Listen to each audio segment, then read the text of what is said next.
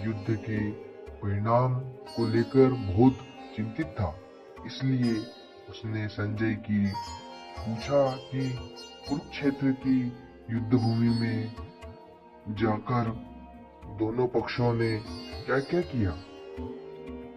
अब सवाल यह है कि जब लोग युद्ध करने ही गए थे तो यह पूछने की जरूरत क्या पड़ी।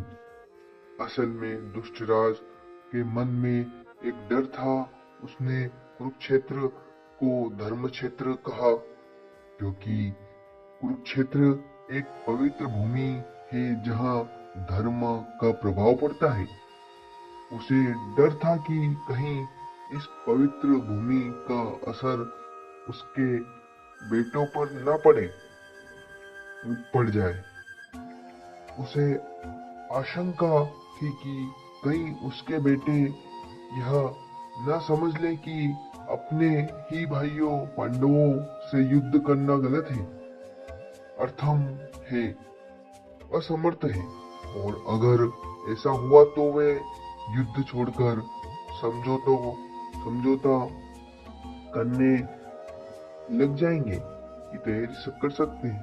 दुष्टराज को यह मंजूर नहीं था क्योंकि उसे लगता था कि अगर समझौता हुआ तो पांडव आगे चलकर उसके बेटों की उन्नति में रुकावट बनेंगे।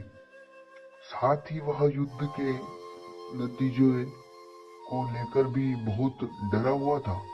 इसी डर, चिंता और मोह के कारण दुष्टराज ने संजय से पूछा कि कुरुक्षेत्र में दोनों सेनाएं इकट्ठी होकर आखिर कर क्या रही है। अगर यह श्लोक आपको सरल सहज भाषा अच्छी लगी हो तो लाइक, शेयर एंड सब्सक्राइब जरूर करना। कमेंट में बताना कैसा लगा।